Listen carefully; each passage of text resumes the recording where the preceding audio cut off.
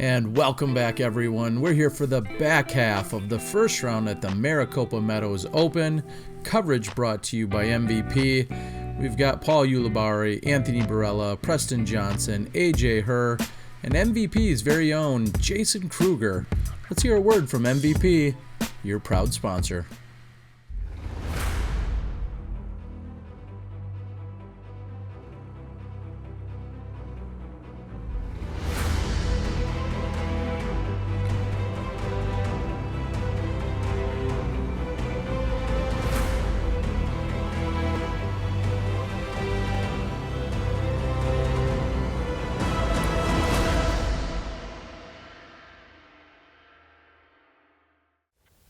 Anthony Barela from Arizona on the tee here as we move to the back half of the first round. Oh, hits that tree within 20 feet of the pin and gets a nasty roll away. Jason Krueger looks to have the similar shot and just gets past the tree. Exactly where you want to be. Herr on the card. 241 feet for hole number 23. As you can see, this one's really straightforward. Just, well, don't throw it OB and don't hit that tree like Barela. Preston thinking he wants to flirt a little bit with that left side OB area, the sidewalk. And Uli making it look easy. Textbook drive. Barela, a long look at birdie. Oh, and the wind lifts it, carries him out of bounds.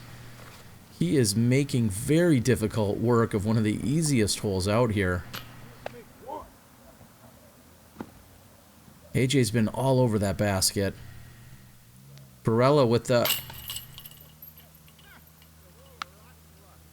Oh, and the peanut gallery. An older gentleman in the back gives a little bit of a Simpsons laugh and says, "Ha! What rotten luck."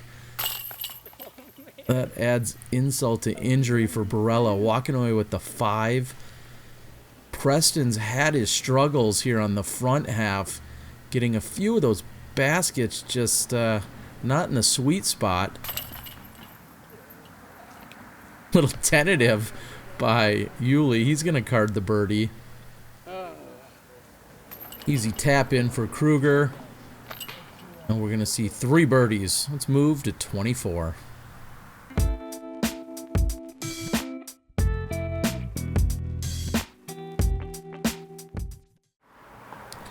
And with a 3-stroke swing, we see Barela all knotted up with Paul Ulibarri.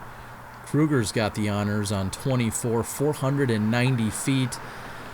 You need an extra big pump here to be able to get the birdie.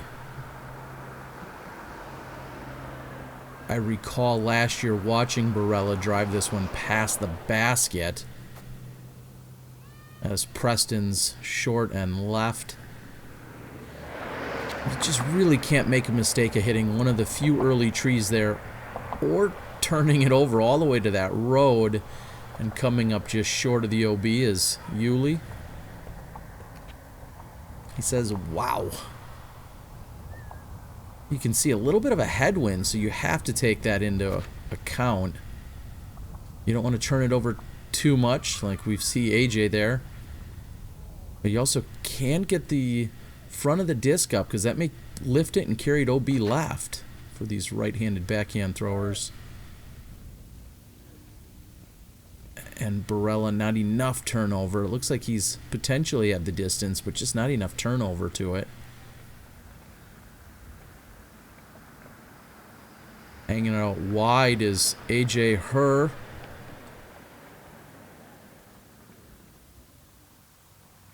Jason, quick to throw, or correction, Uli quick to throw on me. This is Jason with his approach shot. Should be relatively routine with a tree? I don't know.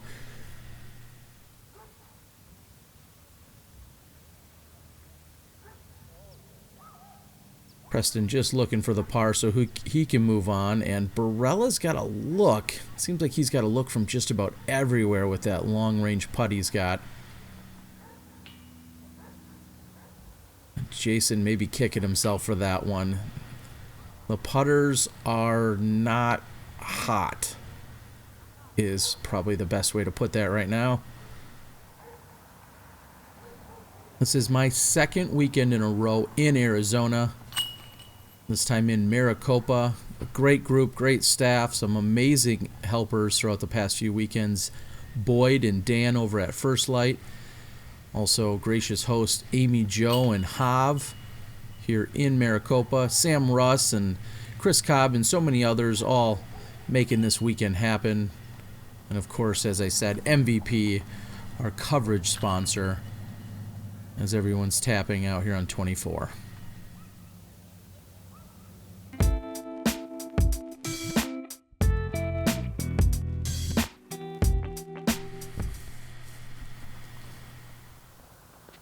Preston Johnson, hole 25, 431 feet.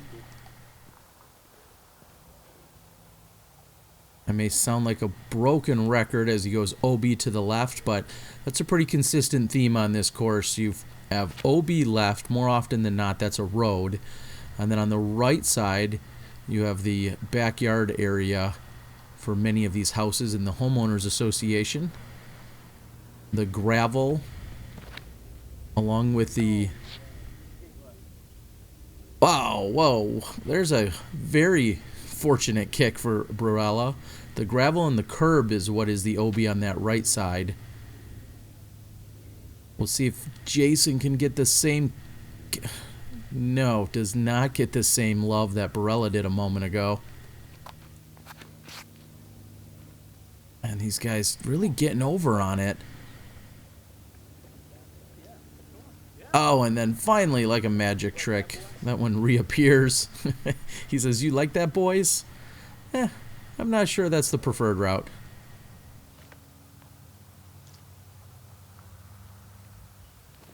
"26 of the 27 holes out here considered par 3s.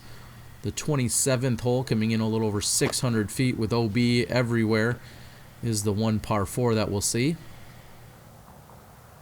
These guys started on hole number 9, so they'll play 9 through 27 and then play 1 through 8 to finish up. Tournament consisted of just 2 rounds, 27 on Saturday, 27 on Sunday.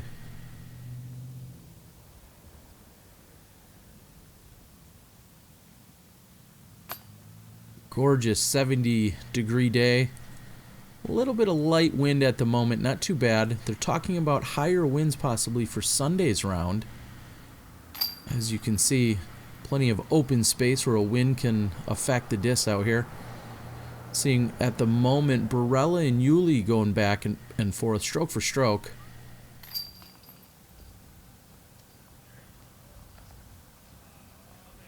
Gonna bring it in the full meter from the OB for AJ. Hole 25, not giving up any birdies here. Being a little bit stingy with these guys. Gonna move over to the shorty, the protected, hole 26.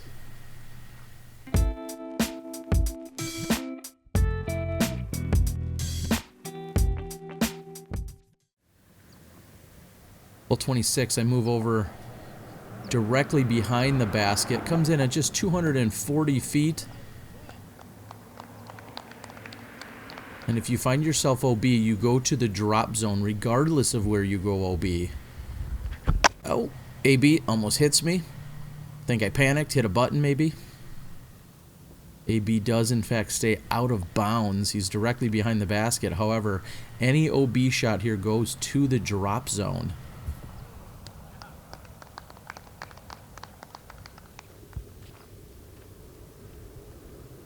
And a little bit different approach, going with the backhand. And Jason lands himself right next to the drop zone. So this is AB to try and save his par. And he's got to be thinking about that OB directly behind the basket at that point. And right next to the drop zone is Jason. He's going to have to settle for the 3. So soft, Uli. Just like that smile of his.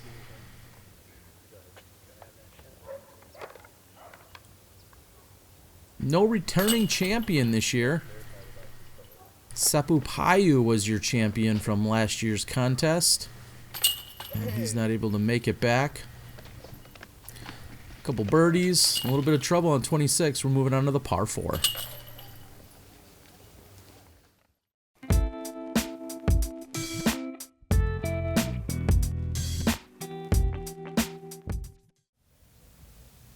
...619 feet, a water clearing to get started.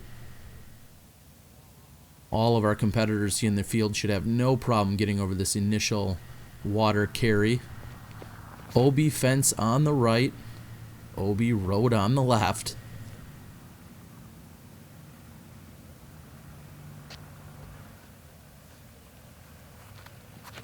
I think that looks like a pretty good position. I feel like being somewhere center to left is the preferred place to be. I see both of those guys off to that left side. Jason, a low turnover that needs a little help. He does get to take it from that spot because, as you saw, it skipped up, hit the inbounds area there. And AB able to let one rip. Oh, he's good. We're saying he's good. Somehow skirting around all of those trees, and that is a mash.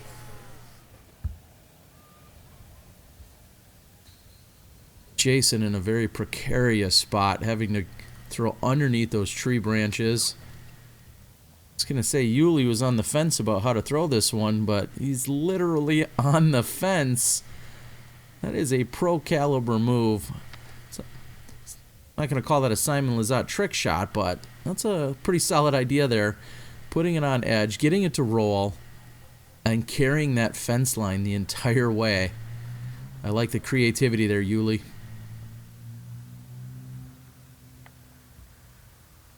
Kind of a goofy check spin there by Johnson's forehand. And I got to say, AJ just put himself in great position, then executes. And this is an eagle look.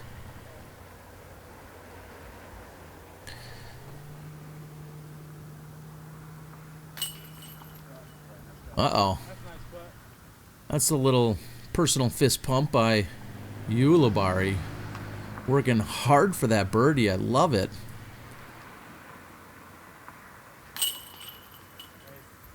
A little more conventional. We see the birdie by Johnson.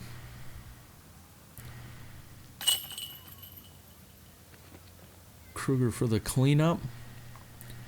And AJ looks like he's played that just about as well as you could. That's assuming you're not smashing 500-foot drives like AB anyway. Moving over to 1.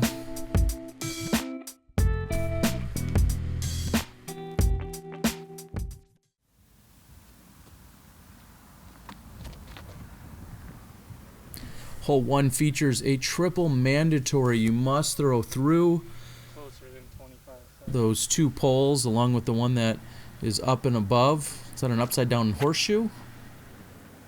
Maybe an N? Not sure what you want to call that, but that's the triple mandatory. You must throw through that.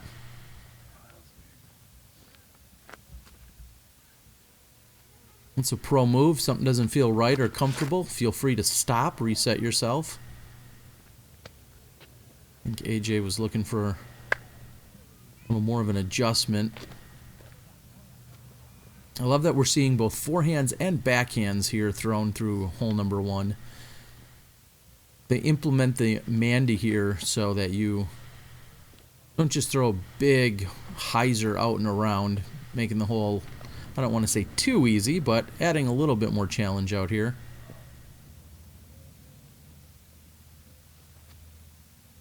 And one thing I've seen as Krueger draws a little bit of metal, looks like they've added quite a few trees here in the last couple of years. They continue to plant these smaller trees that are near the basket there, and I'm not sure Preston realized that one rolled like it did, and Barela missing a short one. Preston was looking around the basket, waiting last to tap out, and then all of a sudden he realized that his must have gotten up and rolled. I think it's fair to say this has not been his day today. He's thrown a lot of pretty good shots, almost great shots, not always rewarded. Moving to hole 2.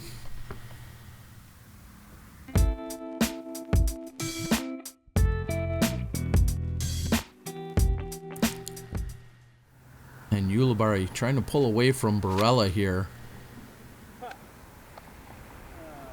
That one surprised him a little bit. Carries up over the wall and is gone. That's outside the park. Not the home run you're looking for. If you're looking for the basket, you can't see it because it's directly underneath those tree branches, or should I say inside those tree branches. It's a hanging basket here on hole number 2. And it's about 40 feet, maybe 30 feet to the right of where AJ just landed. Barela makes sure the hair is intact, and that looks like a pretty good drive. Jason does get up and throw relatively quickly. I always had to try and pan back out of the shot so that I could be ready for Jason. He hits off the wall, but still is in the gravel area, so that's going to be out of bounds for him. And it does seem a little weird, I've got to admit, as they're throwing what looks like pretty much just to a spot. You see somebody laying up to something that's not a basket. Instead, it's just a spot on the ground, and that was not Preston's best effort there with that really short forehand.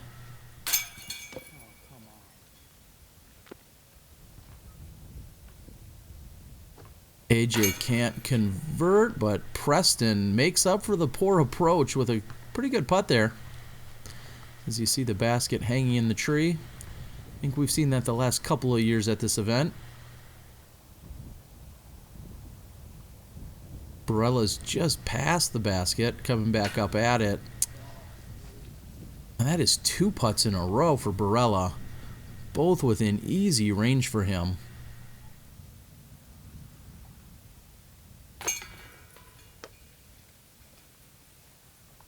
What do you guys think of hanging baskets such as this? Put it in the comments. I'd love to know what you think. I'm going to be doing some giveaways. Tell me what you think of hanging baskets or elevated baskets. You like them? You hate them? Right place, right time? What's the situation? Let us know. I'm going to be doing a drawing later and giving away some action based on anyone that comments.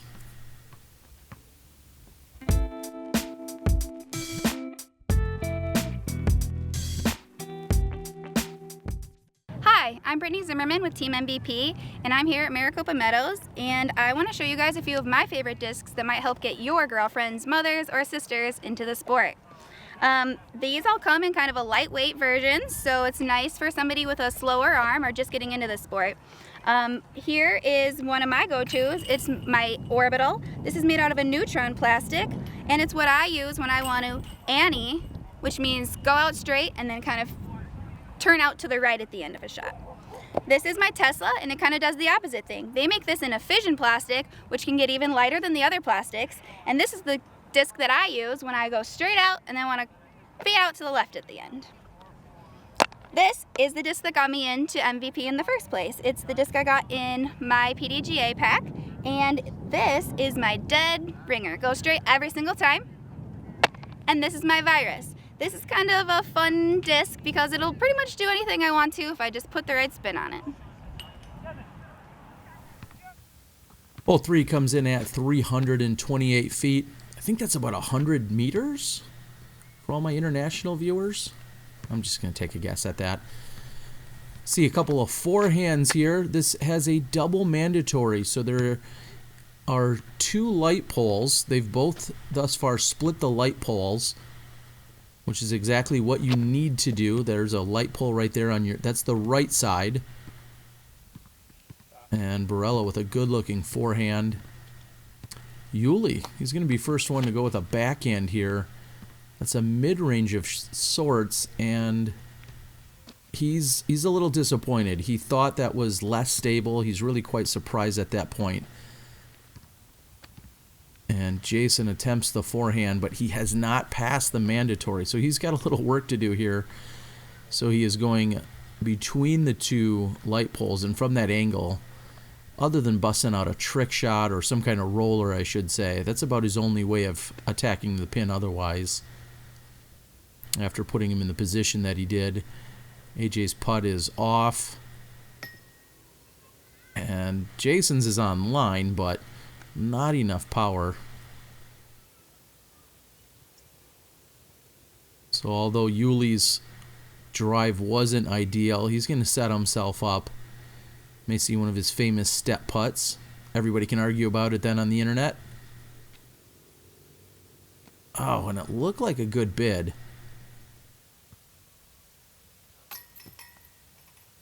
And Preston, who's had a few spits throughout the round. That one we're not going to count in the bad break category. That one was just a bit wide right.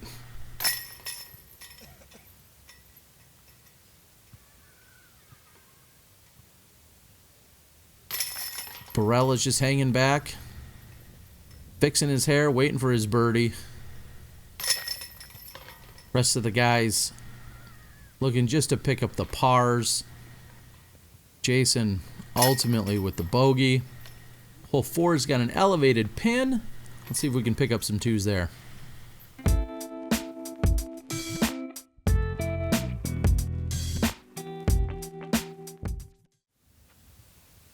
Uli currently with a one-stroke advantage over Anthony Barela. Trying to add a little bit more challenge and difficulty here to the course. We've got an elevated pin here on hole number 4. Just shy of 300 feet at 296. On or over the sidewalk in this case is in fact out of bounds.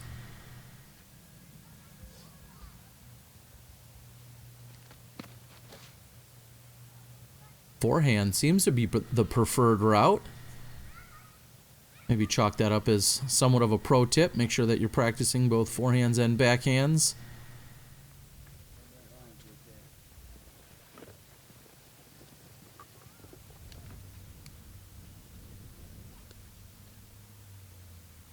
Johnson's just outside circle's edge. Doesn't look like he fully committed. I'm not sure if he was worried about how far past he'd go. Jason draws a little bit of metal. And Uli's still outside circle's edge as well. Maybe Uli's trying to warm up his jazz hands there. All right, guys, come on. Let's get it together here. We've seen some pretty solid putting and performances thus far. All right, hole 4, not quite as... Oh, seriously?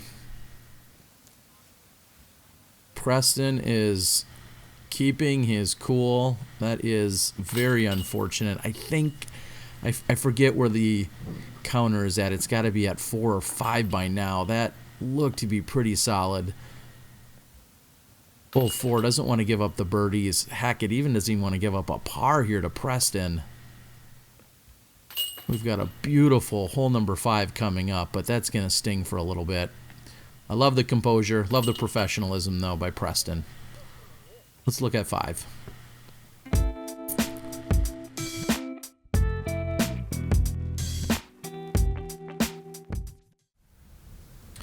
And one of my favorite tee shots found here. Oh, and Barela sticks the landing 419 feet. And Barela is right next to the basket. I believe it was a year or two ago. Stephen Miller had taken a photo from this tee area facing out towards the basket. I think that was featured in the Disc Golfer magazine from the PDGA. Very picturesque. We're going to bring the water into play now for the next 3 holes after this one. If you throw into the water here from the tee on 5, I think you need to pack it up and head home. 6, 7, 8, maybe. Not here on 5. You're just throwing from where the waterfall starts.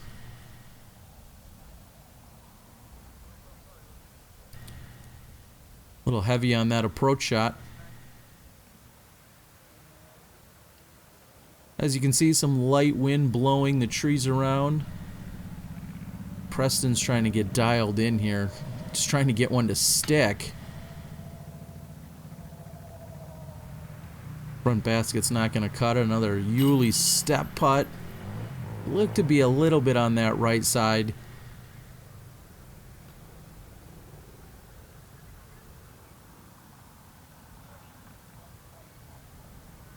The worst 3 words in disc golf. You're still out. AJ's going to see if he can get it together. He's going to walk away now with the bogey. You hate to see that happen. Krueger's lining up for his par. Again, Barela just hanging back. He's got nowhere to be. Except for going to Birdie Town. Not sure that's a place, but we'll say that it is. Let's move on to 6. Maricopa.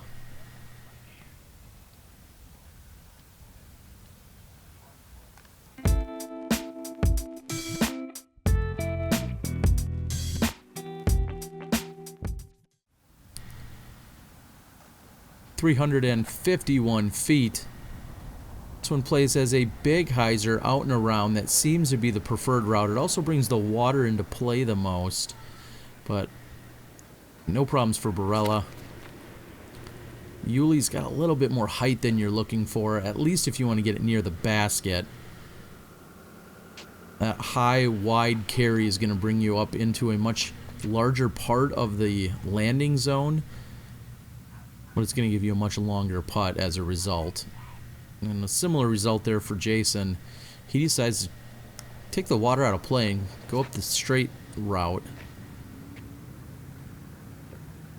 And a low hyzer by Preston.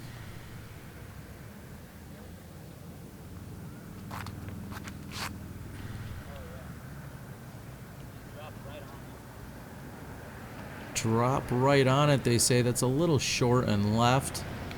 He'll have a look from there.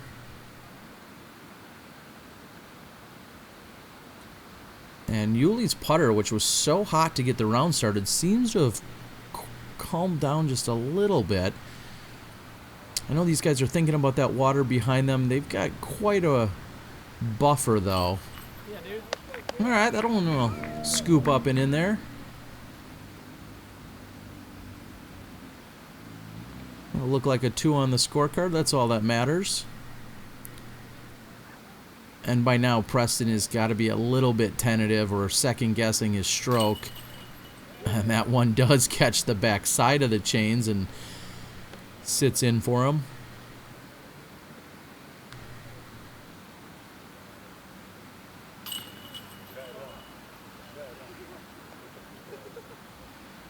AB with the relatively easy birdie. And Macbeth and Krueger will tap out. What a beautiful setting here in Maricopa. Gotta love the atmosphere.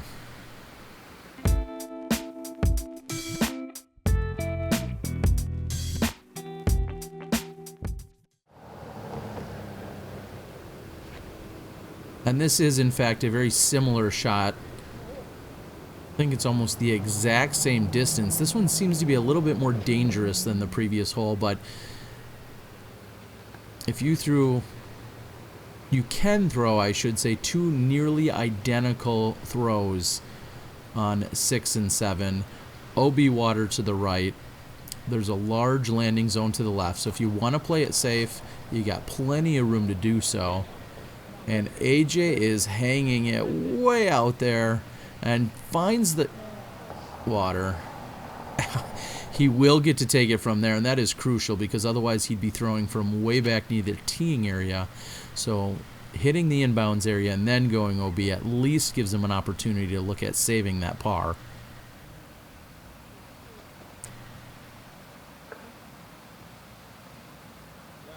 It's really easy to be conservative here on your the worst mistake you can make is hanging it too far wide right and never touching ground. And Uli's putt gets up and rolls. He stares it down. Not sure if that's the Uli stare telling it to sit down. Uli talks with his eyes a little bit there. Another solid birdie there by Preston.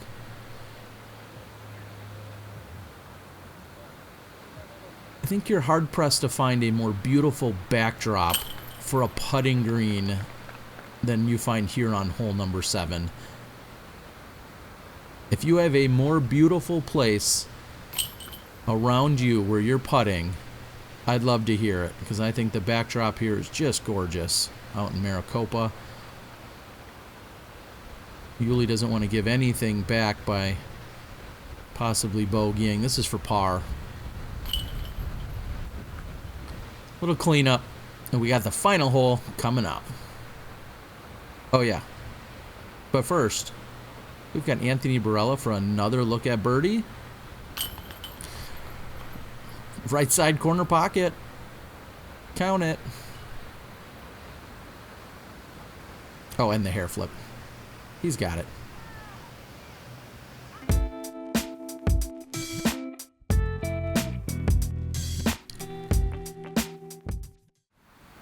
It's been about 3.5 hours, but we're here at our 27th and final hole of the round. This hole can make or break a round, a tournament, all of your spirit. It can do anything here. So to be finishing up on hole number 8, we'll see how these guys manage. A couple of great drives to get started. Jason's going to follow suit and go right up the gut, but that looks like it turns over. On this hole, you go to where you were last in bounds. It looks like he's going to have to go to the water's edge just in front of the tee there. You can also go deep or find the OB road on the left side, go over the fence past the basket. There is a lot of danger here. But Paul Ulibarri with the smash up and over. I love it. And it sticks the landing. Jason's not out of trouble yet. But the standstill from water's edge is just about perfect. AJ was still in bounds. As we wrap up these final few shots, I want to thank everyone for tuning in, liking, subscribing, sharing, commenting. If you make a comment as to whether or not you like elevated baskets, that'll make you eligible for the drawing that I'll do, give away some free stuff.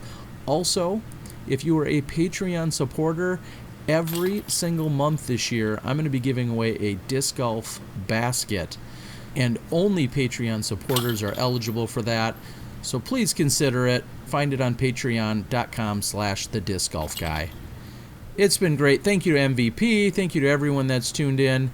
Again, we'll see you guys for round 2 in Maricopa, taking place on Sunday.